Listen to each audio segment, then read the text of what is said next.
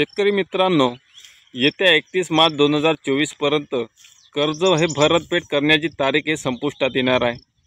तर याच कालावधीत सरकार हे 3-3 लाख रुपयापर्यंत कर्जमाफीचा निर्णय हा कुठपर्यंत घेतलेला आहे किंवा शेतकऱ्यांचं जे थकीत स्वरूपात कर्ज आहे, ज्यांचं 2016 ते 2023 पर्यंत थकीत आहे, जे दोन्ही कार्यान्वित कर्जमाफीच्या योजनेमध्ये पात्र असून देखील शेतकऱ्यांना कर्जमाफीचा लाभ मिळाला नाही, त्या शेतकऱ्यांना कुठपर्यंत शेतकऱ्यांना कर्जमाफीचा लाभ हा कोणत्या योजनेमार्फत किंवा सरसकट कर्जमाफी मार्फत देणार आहे का, त्या संबंधित संपूर्ण माहिती या व्हिडिओमार्फत आपण घेण्याचा प्रयत्न करणार आहोत।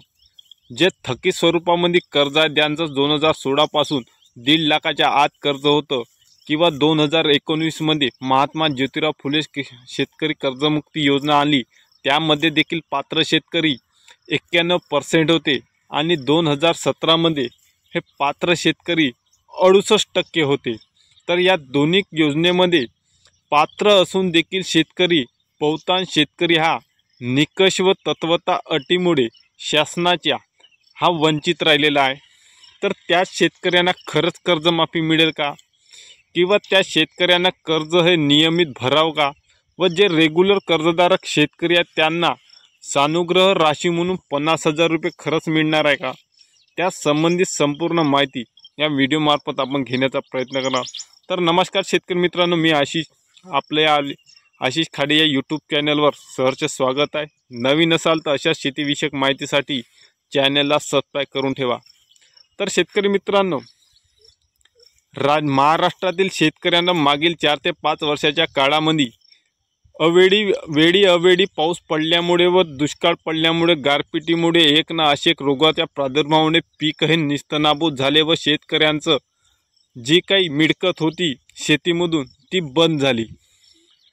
त्यामुळे कुठंतरी शेतकऱ्यांच्या पदरामध्ये 2 रुपये येणार होते, तर व सरकारच्या धोरणामुळे देखील आलेल्या पिकाला भाव मिळाला नाही व त्यामुळे कुठंतरी सरकारचं धोरण शेतकऱ्यांविषयी मारक असल्यामुळे शेतकऱ्यांच्या पदरामध्ये 2 रुपये येणारे हे थांबले। त्यामुळे आता उचल केलेल्या कर्जाची परतफेड कोणत्या स्वरूपामध्ये करायला हवी, या संदर्भामध्ये भला मोठा प्रश्न शेतकऱ्यांसमोर हा उभा ठाकलेला आहे। शेतकऱ्यांना आता कर्ज कसं भरायचं तरी कसं? शेतकरी शेतमाल पिकवतो, सोयाबीन उत्पादक शेतकरी, कापूस उत्पादक शेतकरी, कांदा उत्पादक शेतकरी, ऊस उत्पादक शेतकरी, द्राक्ष उत्पादक शेतकरी, तूर उत्पादक शेतकरी, हरभरा उत्पादक शेतकरी, मूग उत्पादक शेतकरी, गहू उत्पादक शेतकरी, मिरची उत्पादक शेतकरी आपलं पीक सोन्यावानी लहानच्या तान्याबाड्यावानी सांभाळून त्याला चांगले उत्पादन क्षमता कष्ट करून, काबाड कष्ट करून हाती पीक आणतो व ते पीक मार्केटमध्ये नेल्यानंतर त्या पिकाला कवडी बोल माती मोल भावा लागतो। त्यामुळे उचल केलेल्या कर्जाचा भरणा करायचा कसा, हा देखील भला मोठा प्रश्न शेतकऱ्यांपुढे उभा ठाकलेला आहे। एकीकडे पिकवलेल्या मालाला सरकार भाव देत नाही, हमी भाव दिलेल्या जाहीर केल्यानुसार त्या रेटनुसार देखील खरेदी करत नाही। आजच्या घडीला 4,600 रुपये हमीभाव सोयाबीनला असून 4,000च्या घरामध्ये खरेदी विक्री हे सरकार करत आहे। तर आता एवढं संकट शेतकऱ्यांसमोर उभं राहून जर शेतकऱ्यांना कर्जमाफी हे मिळत नसेल तर ही मोठी वाईट परिस्थिती शेतकऱ्यांवर आलेली आहे। लोकसभेचे निवडणूकचा रणगाडा आता सुरू आहे, लोकसभेचे वारे सुरू आहे। यामध्ये फक्त योजनेचा पाऊस हा शेतकऱ्यांचा वर्षाव केला जातो, पण शेतकऱ्यांच्या कर्जमाफीचा विषय व शेतकऱ्यांचा हमीभावाचा विषय कुठलाही राजकीय पक्ष सत्तेत असणारा प्रश्न हा त्यांचा मुद्दा घेऊन फिरताना दिसत नाही व त्यांना कुठलं तरी पाठबळ मिळेल किंवा कर्जमाफी हा 31 मार्च पूर्वी मिळेल अशा देखील कुठेही घोषणा केल्या जात नसल्याने शेतकऱ्यांना कर्ज भराव की नाही भराव हा मोठा संभ्रम निर्माण झालेला आहे। कारण मागील 4 ते 5 वर्षांमध्ये उत्पादकता कमी असल्यामुळे व शेतकऱ्यांच्या शेतमालाला भाव कमी असल्यामुळे उचल केलेली कर्जाची परतफेड कशी करायची हा देखील भला मोठा प्रश्न आपल्या शेतकरी बांधवांकडे सांगला आहे। जर आपल्या उत्पादन केलेल्या शेतकऱ्याच्या शेतमालाला जर सोन्यासारखा जर भाव मिळेल तर शेतकरी हा कुठलेही कर्ज उचल केलेली परतफेड करायची ताकद हे शेतकऱ्यामध्ये आहे, पण सरकारनं त्याने उत्पादन केलेल्या शेतमालाला योग्य हमीभाव द्यावा। सोयाबीनसारख्या पिकाला 8,000 ते 10,000 रुपये हमीभाव व्हावा, कापूससारख्या पिकाला 12,000 रुपये हमीभाव व्हावा, तूरसारख्या पिकाला 15,000 रुपये भाव आणि आयात निर्यातीचे धोरण हे शेतकऱ्याच्या मताने राबवले पाहिजे, तरच शेतकरी हा उन्नत व प्रगतशील होऊ शकतो। आणि जर हे सरकार उद्योगपतींचं कर्ज हे करोडो रुपयामध्ये माफ करत असेल तर आम्हा शेतकऱ्यांचं, सामान्य शेतकऱ्यांचं 2 ते 3 लाख रुपयांचं कर्ज हे का माफ केलं नाही जात? कधीतरी असं आपल्या महाराष्ट्रामध्ये, देशामध्ये बघितलं की अनिल अंबानीनं, उद्योगपतीनं आपली युनियन तयार केली आणि सरकारपुढं उपोषणाला बसले किंवा आंदोलनं केले की आमचं सरसकट कर्ज हे माफ करावं उचलणं केलेलं म्हणून।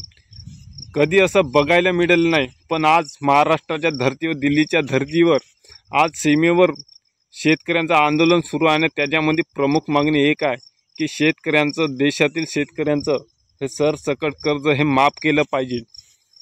आणि एकीकडे उद्योगपतींचं कर्ज हे माफ करायसाठी सरकार हयगय करत नाही, कारण त्यांना माहीत असते की उद्योगपती हे आता उचल केलेलं कर्ज हे परतफेड करू शकत नाही, त्यामुळे त्यांचं हे कुठंतरी कर्ज हे माफ केलेलं जाते। पण शेतकऱ्यांचं कर्ज हे माफ करताना त्यांना जाचक अटी लादतात, निकषात बसत नाही, त्यांच्या अटी बंदी बसत नाही, तत्वतेत बसत नाही। त्यामुळे सरकार कुठंतरी हेवादावा करत आहे, उद्योगपतींचं कर्ज माफ करताना बिना अट बिना शर्तीनं माफ करते आणि शेतकऱ्यांचं कर्ज माफ करत असताना त्यांना जाचक अट निकषी लावतात। 2017मध्ये 68% शेतकरी, महाराष्ट्रातील शेतकरी यांना कर्जमाफीचा लाभ मिळाला। त्याच्यानंतर 2 वर्षानंतर सत्ता पलट झाली। 2019मध्ये राज्याचे मुख्यमंत्री उद्धव ठाकरे साहेब यांनी कर्जमाफी केली, त्यामध्ये 91% शेतकऱ्यांना कर्जमाफीचा लाभ मिळाला। त्यामध्ये कोविड होता, कोरोना होता, त्यामध्ये कुठंतरी पैशाचं नियोजन न झालं किंवा त्यामध्ये कुठंतरी पोर्टल यादीमध्ये काय झालं का माहीत नाही, सरकारला माहीत, पण अनेक शेतकरी त्या योजनेपासून वंचित राहिला, हे सत्य परिस्थिती आहे। आणि तो 6,56,000 शेतकरी आहे कर्जमाफी योजनेमध्ये पात्र असून देखील त्यांना कर्जमाफीचा लाभ मिळाला नाही। त्यामुळे आता लोकसभेच्या निवडणुकीच्या पार्श्वभूमीवर तरी आता सरकारनं निर्णय घ्यायला पाहिजे व शेतकऱ्यांना कर्जमाफी हे सरसकट द्यायला पाहिजे, विना अटी शर्ती लावता। ज्याप्रमाणे उद्योगपतींचं, अरबपतींचं कर्ज हे माफ केलं जाते, त्याप्रमाणे आम्हा सामान्य शेतकऱ्यांचं कर्ज हे सरसकट माफ केलं पाहिजे। जो एका दाण्याचे 1000 दाणे करण्याची ताकद ज्या शेतकऱ्यामध्ये आहे, ज्या शेतकऱ्यामुळे तुमचं आमचं पोट भरत आहे, त्या शेतकऱ्यांसाठी जर कर्जमाफी द्यासाठी तुम्हाला हयगय करावं लागत असेल तर तुमचा काय फायदा नाही। तर शेतकरी मित्रांनो, व्हिडिओ आवडल्यास लाईक करा, शेअर करा आणि सबस्क्राईब करा। अशीच नवीन महत्त्वपूर्ण माहिती आपण व्हिडिओमार्फत घेऊन येत असतो। जय शिवराज, जय जवान, जय किसान।